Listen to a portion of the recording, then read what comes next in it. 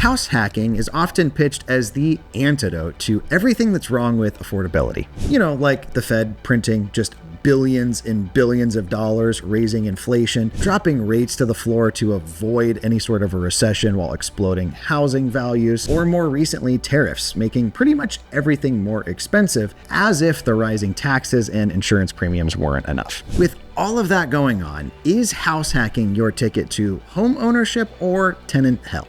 If you don't live under a rock, you've probably realized that housing affordability kind of sucks. If I'm being honest though, I've never particularly felt like my housing costs were low. Even back in like 2016 when I was living in a $75,000 house in the hood, back then with what I was making, that house still felt expensive to me relative to my income. I've never had my like mortgage or rent payment come out and felt like, that felt good. It's always been a pretty significant part of my monthly burn rate, just kind of is what it is. If renting feels expensive and owning a home feels expensive or even out of reach, we need to do something to lower those costs, which is why house hacking makes a lot of sense. House hacking, if you're not familiar with it, is when you live in one portion of a property and then lease out the spaces that you're not using. In the US, anything 1 to 4 units is considered residential, meaning you can use like an FHA 3.5% down loan to buy, say, a 4 unit and then lease out the other units. I personally really like duplexes. It feels a little bit more like townhousey or condo-y versus like you're living in an apartment, but you can go up to 4 units. A more modern way to do that is by building or buying a property that has an ADU. It's an accessory dwelling unit. It could be attached or detached, but basically a separate living space that you lease out. Even newer, kind of more dense option is almost like a boarding house or like a rent by the room scenario. So you might have private bedrooms, but you guys share the kitchen and living room. A common tool for this is something like pad split. One of the biggest complaints I hear against house hacking is like, ew, I want to own a home, or I don't want to be a landlord kind of a thing. It doesn't fit kind of our current cultural, like mental construct of what does it mean to be a homeowner, but that's changing pretty rapidly. I'm here to tell you, your first house probably isn't going to be a flex. The home you grew up in likely took your parents 30 or 40 years of working extremely hard and busting their rear to be able to afford it. It wasn't what their first place looked like either.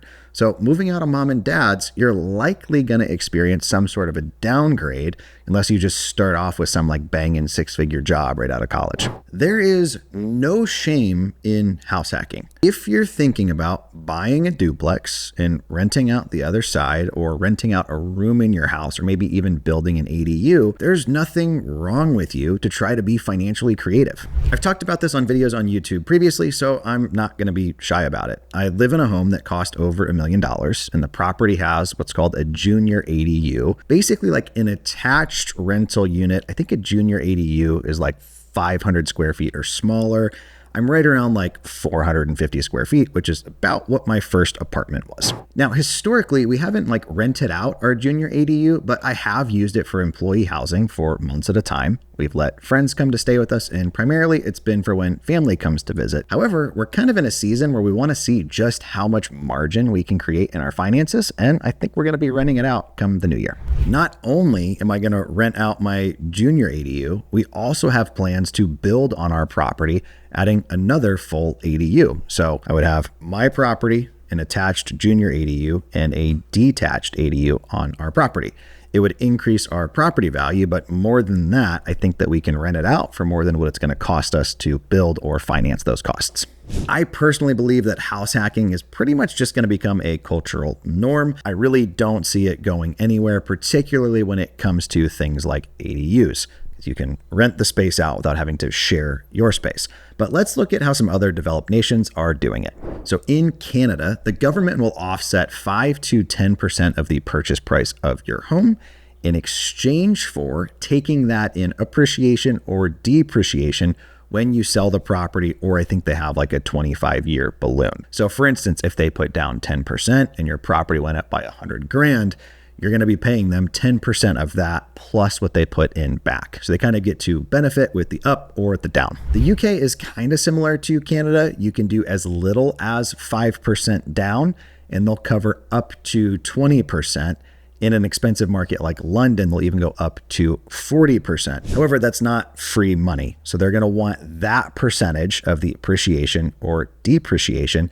But on top of that, it's a loan. It's interest free for the first 5 years, but starting year 6, they start to charge interest and it goes up or down every year, kind of based off the baseline after that point. Up next, we've got Singapore. I've never been to Singapore, but it kind of looks like an engineering marvel just from what I've seen on social media. Looks absolutely like clean, safe, and beautiful. But their housing is kind of weird. So they do what's called a leasehold. So you're buying kind of like the unit, but not the ground underneath it. And it's only for a 99-year term. So at year 100, effectively just has no value and goes back to the state. These are typically like government-built condos, primarily like high rises. Now, you can sell these units, but keep in mind, every year you get closer to zero, the value actually goes down. Who wants to buy an expensive unit that you can only get for a year or two? Nobody's going to pay very much for that. In fact, they get difficult to finance when there's 30 years left or fewer. I personally think leaseholds suck because at the end of it, you don't have anything left. You can't leave it to your kids. Quite frankly, I've also done a ton of properties here in the US that were built back in like the 1890s. So we're at year, I don't know, what is that, like 130 plus? Some of the markets we're in are even older than that. So the thought that these just go to zero at the 100-year mark feels a little convenient for the folks that get them back for free. Japan, on the other hand, does a like 35-year long mortgage. So it's a little bit longer than we have in the US in order to combat affordability issues over there. The French, I don't know if that's French or Italian, do a government-backed 0% interest loan. We thought the 2% rates made properties just extremely expensive from like a total dollar amount value. Imagine if rates were literally zero. In the US, I think house hacking is really just kind of a cultural shift that's going to happen. When it comes to cultural shifts in some of these other developed countries, we're seeing things like in Japan, it's not uncommon to have 3 generations in the same household. So you have the youngest generation staying with their parents, helping care for elderly grandparents. In Europe, it's not uncommon for elderly children How do you do, fellow kids? What? to still live at home when they're 20 or 30 years old or more. And the sentiment has shifted from that being more temporary to more just kind of like, yeah, I still live at home. Like that's just the thing and it's not going to change. We're also seeing an increase in the trend of kind of these co-living houses or communities where you might have like a private bedroom, but you're sharing your kitchens and bathrooms with other people, all of the common spaces. Another cultural shift is smaller, denser units or even like micro housing. Oftentimes these units are between 200 to 400 square feet, with Japan arguably being the worst. They have some units that are 100 to 200 square feet, and they have others that are as small as 65 square feet. To visually put that into perspective, that's your entire living area being smaller than a car parking space. One thing that makes the United States of America unique is that our housing is north of 2,200 square feet on average.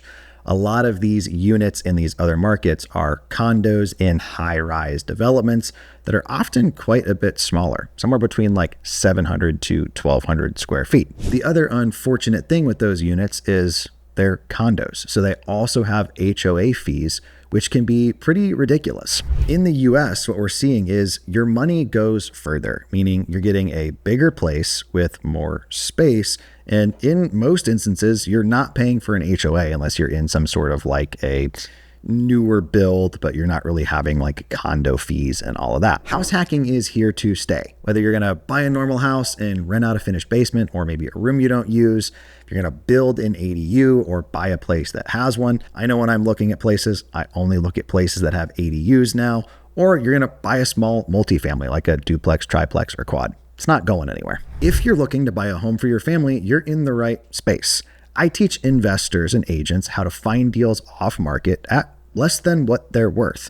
So if you're looking for a house, a duplex, triplex, or quad for your family, be sure to subscribe because that's what you're going to learn around here.